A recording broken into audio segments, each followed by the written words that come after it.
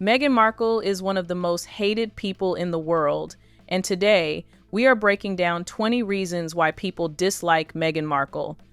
The 15th reason paints a very clear picture of who Meghan Markle really is and why the backlash around her never seems to slow down. When Meghan Markle entered the royal family, Queen Elizabeth II was slightly cautious at first, but eventually welcomed Meghan warmly.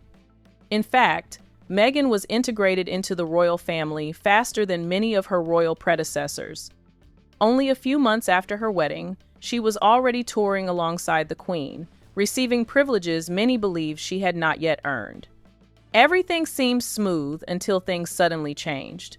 Meghan decided to step away from royal duties, placing the Queen in an extremely difficult public position. The monarchy does not trap anyone. Royal members can step down whenever they choose. However, the issue was not leaving, it was how she left. Before palace discussions were finalized, Meghan and Harry publicly announced their departure, leaving the royal household scrambling to respond.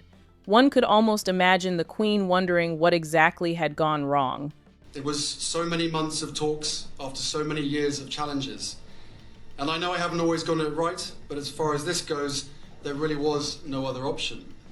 If stepping away had been the only issue, the situation might have settled quietly. Instead, Meghan appeared on Oprah Winfrey's interview and openly discussed internal royal conflicts. The situation escalated further when accusations of racism surfaced regarding conversations about her unborn child's skin tone.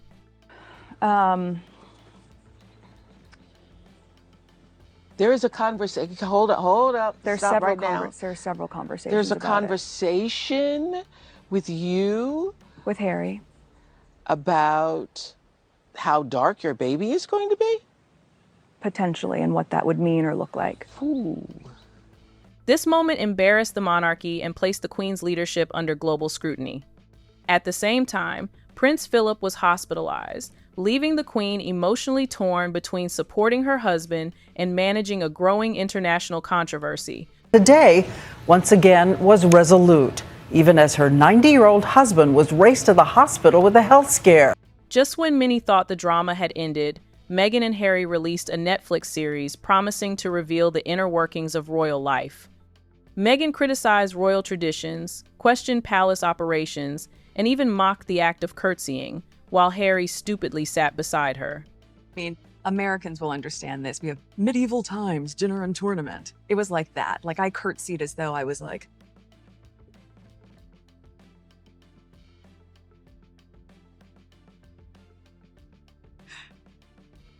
pleasure to meet you, Your Majesty. For many observers, leaving the monarchy was one thing, but publicly challenging royal traditions and the Queen herself crossed a line that permanently shaped public perception of Meghan Markle. If lying were an Olympic sport, Meghan Markle would already have a trophy room larger than Buckingham Palace. According to many discussions surrounding her public statements, Meghan often tells stories that later clash with verified facts. During the Oprah interview, Meghan claimed she and Harry were secretly married 3 days before the grand ceremony at St. George's Chapel. The statement shocked viewers worldwide. Why hold a massive televised royal wedding if the real marriage had already happened? You know, 3 days before our wedding, we got married. Later clarification from the Archbishop confirmed that the legal wedding occurred only once during the televised ceremony. The earlier event, if it existed, was not a legal marriage. This raised obvious questions about why such a claim was made in the first place. Surprise, surprise, that's not what happened. A wedding certificate has proved the couple did not formally marry in their backyard ceremony before their wedding at Windsor Castle. Another controversial moment came during the engagement interview when Meghan said she knew almost nothing about Prince Harry or the royal family before meeting him. She claimed she simply asked whether Harry was kind, and that was enough. I didn't know much about him, and so the only thing that I had asked her when she said she wanted to set us up was, I had one question. I said, well, is he nice? Because if he wasn't kind, it didn't seem like it would make sense. However, old photographs later surfaced showing Meghan posing outside Buckingham Palace years earlier. Reports also suggested she owned books about the royal family and had long shown interest in royal life. Many people began wondering how someone unfamiliar with royalty had already taken tourist photos at its most famous landmark. The situation intensified when Meghan claimed palace officials denied her emotional support during difficult periods. Palace representatives later stated that professional assistance systems were available, but were never used. To many observers, these repeated contradictions created an image of someone whose version of events constantly changed, leaving people unsure where truth ended and storytelling began. Working for Meghan Markle was reportedly far from easy. Claims began circulating, suggesting that palace staff experienced intense pressure while working under her leadership style. Former aides allegedly described 4 a.m. messages, demanding communication habits, and a workplace environment they struggled to adapt to. Royal staff members were accustomed to structured palace traditions, and Meghan's management approach reportedly clashed with that system. Meghan Markle has been front page news since stepping into and out of the royal family. But a story that she bullied staff has sparked the most explosive reaction from the palace yet. Several staff members resigned during her time as a working royal, fueling conversations that something behind palace walls was not functioning smoothly. Accounts suggested emotional stress among employees, with some reportedly feeling overwhelmed by expectations. There were even claims that Meghan spoke harshly to palace workers, including an incident involving a gardener responsible for maintaining royal grounds. Reports suggested the Queen herself intervened, reminding Meghan that everyone within the palace deserved respect, regardless of rank. And apparently at this point, suddenly the Queen walked in and said, "Meghan, in this family, we don't speak to people like that." And that was a sign of the tensions. Meghan was an actress. She's probably used to speaking to staff in quite an abrupt way. These reports contributed heavily to public opinion that Meghan struggled to maintain positive working relationships within the royal household. For Meghan Markle, every camera lens seems to transform into a spotlight moment. Many believe she carefully turns public appearances into perfectly staged visual narratives designed to shape her image. One of the most controversial moments occurred after the tragic school shooting in Uvalde, Texas. Meghan traveled from her Montecito home to the memorial site to pay respects. On the surface, the gesture appeared compassionate and thoughtful. However, attention quickly shifted toward the presence of photographers accompanying her visit. Images captured Meghan placing flowers at the memorial while cameras documented every angle. After photographs were taken, she reportedly departed soon afterward, leaving many wondering whether the visit focused more on optics than genuine mourning. Rowan, she turned up, the Princess of Woke, to Uvalde, Texas, to visit the struggling community there after the shooting. Who does she think she is? Questions also arose during her visit to Australia when she stopped at a children's hospital. Instead of a quiet visit away from publicity, cameras again followed closely, creating the impression that vulnerable moments were being transformed into public relations opportunities. These repeated appearances created a perception that tragedy, charity, and humanitarian moments often became carefully curated photo sessions, leading people to question the authenticity behind the gestures. Imitating someone you admire is normal, but many believe Meghan Markle went beyond admiration and entered full imitation territory when it came to Princess Diana. From clothing choices to jewelry selections, Meghan frequently appeared in outfits strongly resembling Diana's iconic fashion moments. She visited similar charity locations, adopted comparable poses, and recreated visual parallels that reminded audiences of Diana's legacy.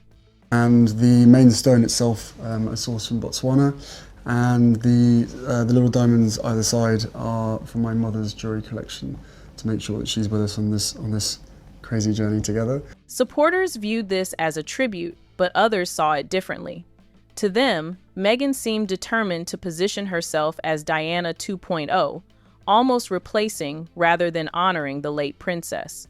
Who does she think she is? Well, she thinks she's Princess Diana. She's always thought she's Princess Diana. She sees herself in some kind of cross between Michelle Obama and and Diana Spencer, bringing relief and comfort to any situation. The comparisons intensified whenever Meghan wore Diana's jewelry or recreated recognizable fashion styles.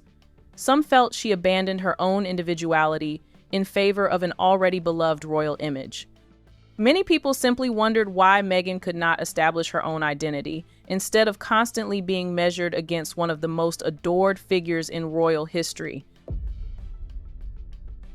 Before Meghan Markle entered Prince Harry's life, he was widely viewed as the cheerful royal, often called the Happy Prince. He connected easily with the public, served in Afghanistan, and appeared deeply committed to royal duties. After their marriage, observers noticed dramatic changes.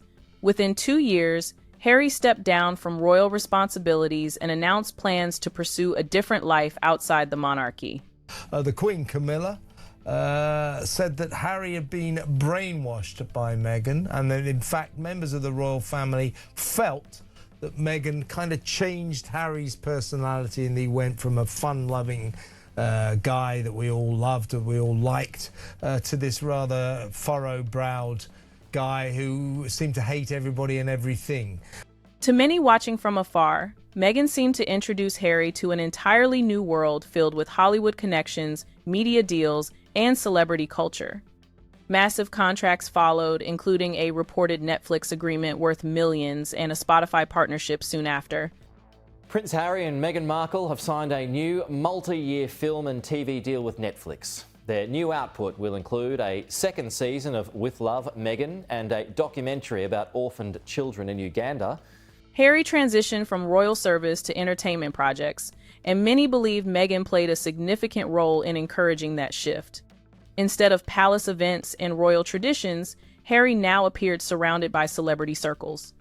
For those who admired Harry's previous role, the transformation felt sudden and complete, leading to the belief that Meghan fundamentally reshaped his priorities and direction in life.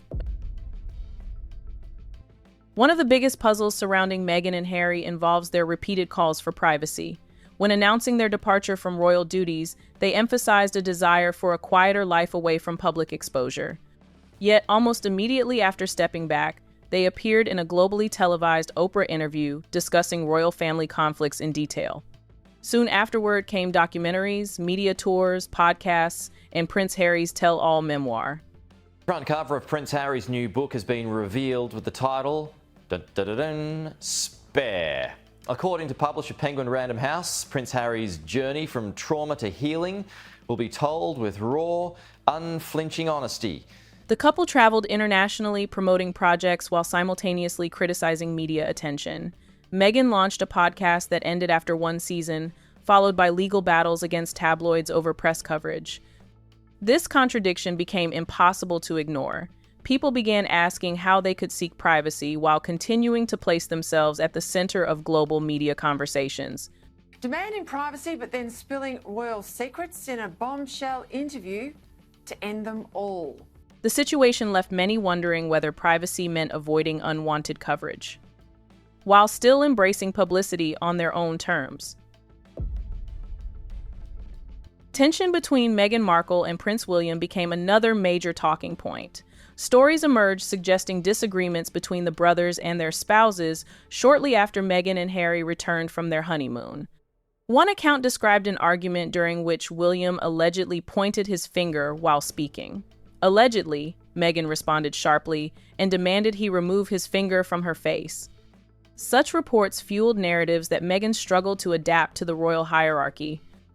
Well, Queen Camilla reportedly told her friend that Meghan Markle brainwashed Prince Harry. The explosive claims are detailed in a new book by Tom Bower, who alleges tensions were already spiralling just weeks after Harry and Meghan returned from their honeymoon in 2018, and that a supposedly conciliatory tea time meeting between Harry and his brother culminated in Meghan snapping at Prince William, saying, "If you don't mind, get your finger out of my face."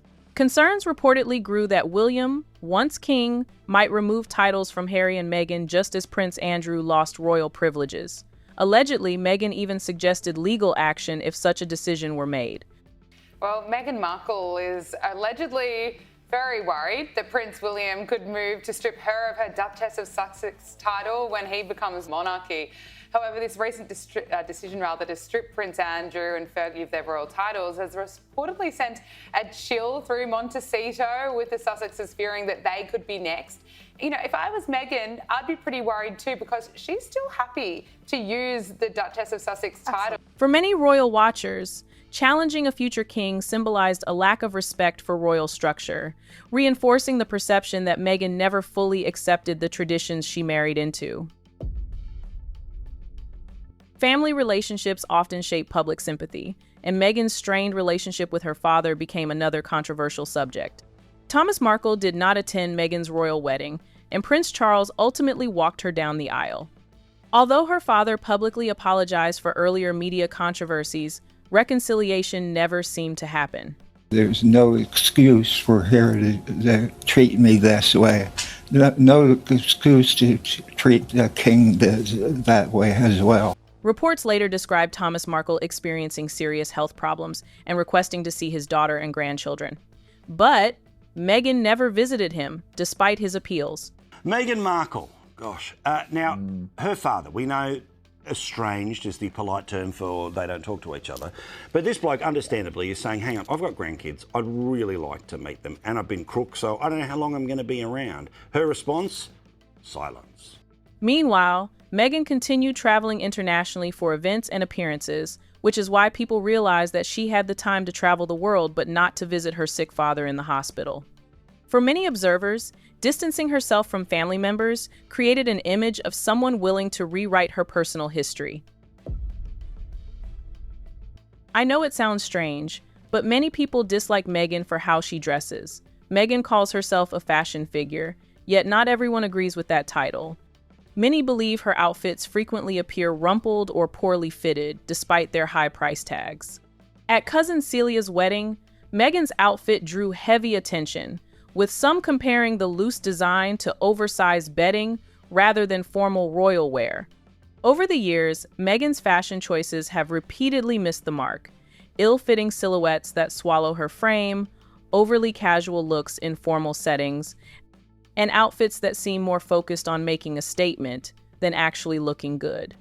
There have been countless moments where her styling looked rushed, mismatched, or simply too try-hard. For someone who desperately wants to be seen as a fashion icon, the reality is that her wardrobe has let her down far more times than her team would ever care to admit.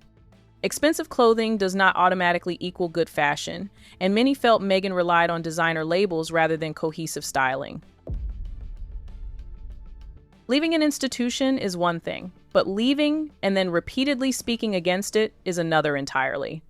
After stepping away from royal duties, Meghan Markle and Prince Harry appeared in a Netflix documentary where they openly discussed internal royal dynamics, painting the family as unwelcoming and emotionally cold.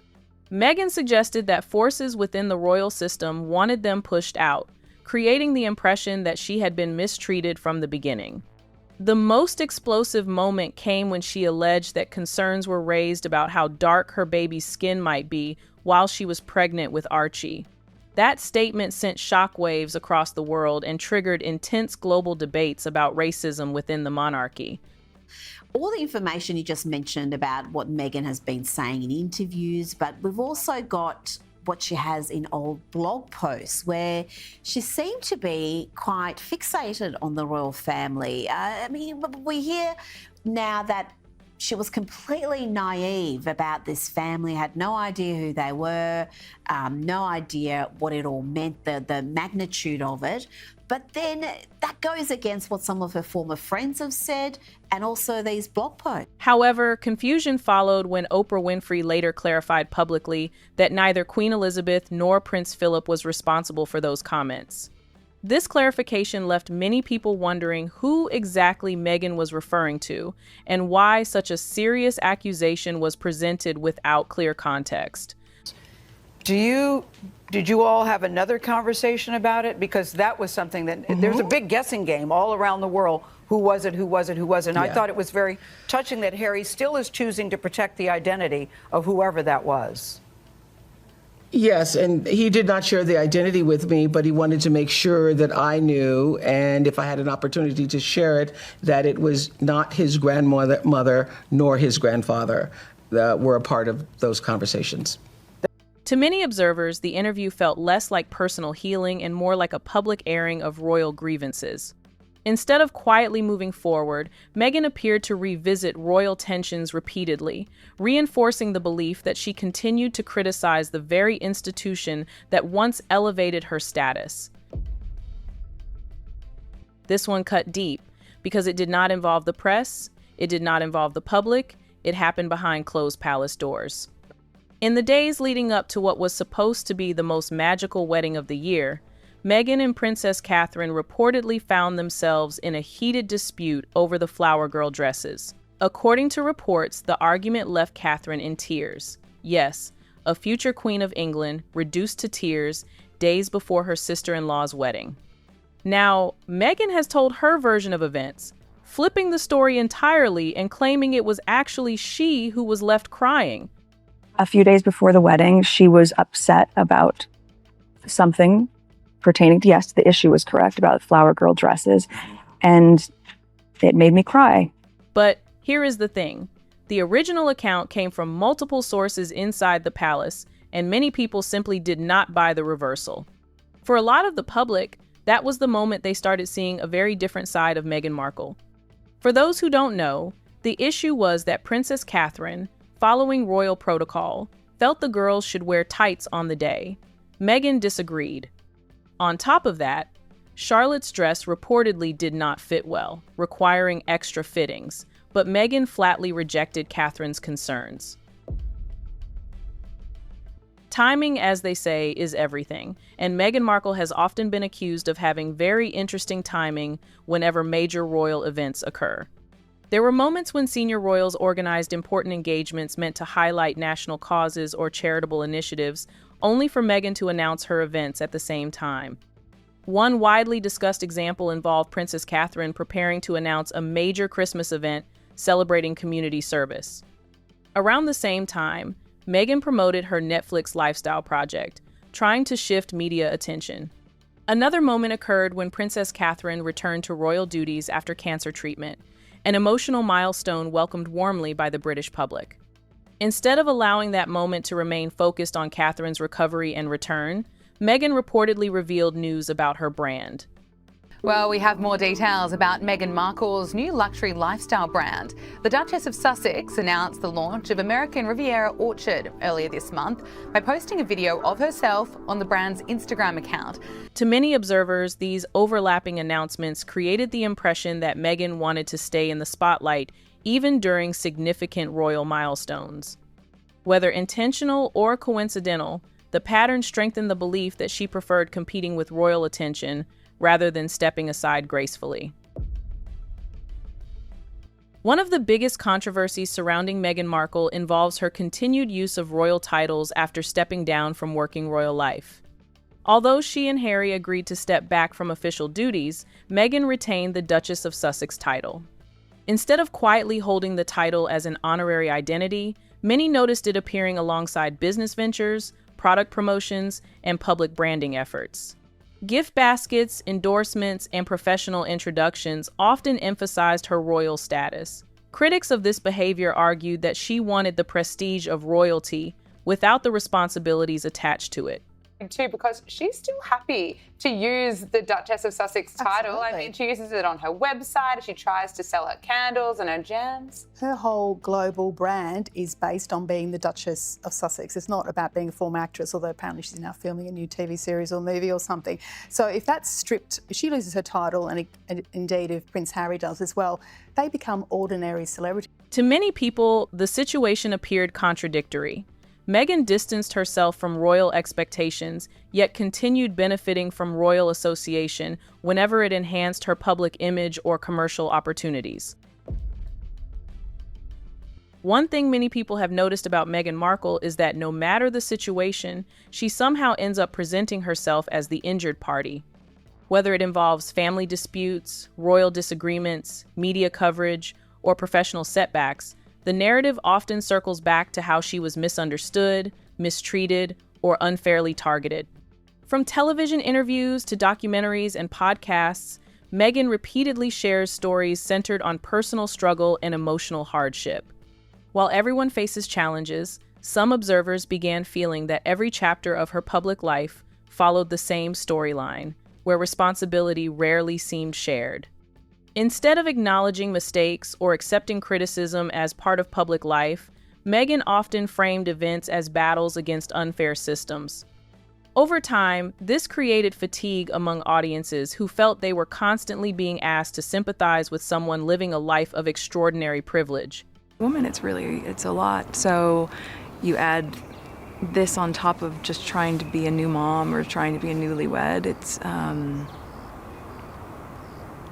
Yeah, well, I guess, and also thank you for asking, because not many people have asked if I'm okay, but it's a very real thing. People began asking a simple question: at what point does accountability replace victimhood?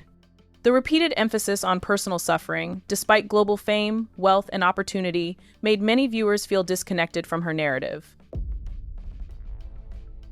Whenever Meghan Markle is compared to Princess Catherine, conversations quickly become heated. Many people feel Meghan has constantly positioned herself as a rival figure rather than carving her own independent path. Whenever Catherine hosted major events or received positive attention, Meghan often appeared with announcements of her own, whether involving new brands, podcasts, or upcoming ventures. Supporters saw ambition, but others interpreted it as competition. But the problem is that Meghan wanted to really be the Queen, and Harry was her lapdog. He did everything to support Meghan because he needed her. And he's a very needy person. He's damaged himself beyond repair, in my view. Some observers believe Meghan wanted the visibility and admiration associated with the future queen consort role. When it became clear that royal hierarchy would always place William and Catherine ahead, speculation grew that frustration played a role in Meghan and Harry's decision to step away. Many believe that Meghan did not simply want to be part of royalty, she wanted to redefine it around herself. When that vision did not align with tradition, leaving the royal family became the alternative path toward building her own version of influence and leadership. Peace and quiet rarely follow Meghan Markle, and that alone has contributed heavily to public exhaustion. Every few months, a new headline emerges, a new interview appears, or another revelation surfaces that places her back at the center of controversy. Instead of fading into a calmer post-royal life as many expected, Meghan remained deeply connected to media attention. Legal battles with tabloids, public statements correcting narratives, surprise interviews, and carefully timed appearances ensured that her name never stayed out of headlines for long. For some people, the constant drama created the impression that controversy followed her not by accident but by design. It felt as though calm periods were quickly replaced with new revelations or projects that reignited old tensions. Audiences who initially supported her began feeling overwhelmed by what seemed like an endless cycle of conflict, explanation, and counter-explanation. Eventually, people stopped focusing on individual events and instead associated her entire public image with non-stop drama. This is the one many people believe reveals the bigger picture. When Meghan and Harry moved to the United States, major entertainment companies showed immediate interest in them, largely because of their royal connections. Netflix signed an enormous deal reportedly worth millions, while Spotify followed with its own partnership. Expectations were sky high because audiences assumed royal access would translate into unique storytelling and insider perspectives. However, several projects struggled to gain lasting momentum. Some productions received mixed reactions, and eventually, certain partnerships ended earlier than expected.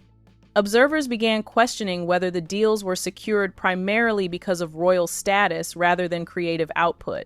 Netflix has officially cut ties with Meghan Markle's polarising lifestyle brand as ever, in a fresh blow to the Duchess's ambitions. An often discussed moment involved Prince Harry reportedly speaking to Disney CEO Bob Iger about voiceover opportunities for Meghan during a public event. It appeared as though royal access was being leveraged to open entertainment doors.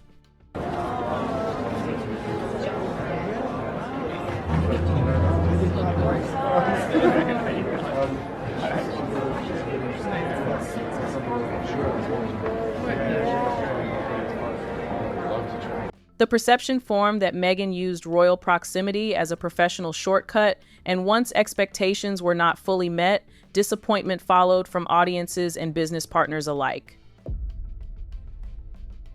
One of the most telling signs that something is deeply off about Meghan Markle is not what she says. It is who is no longer standing beside her.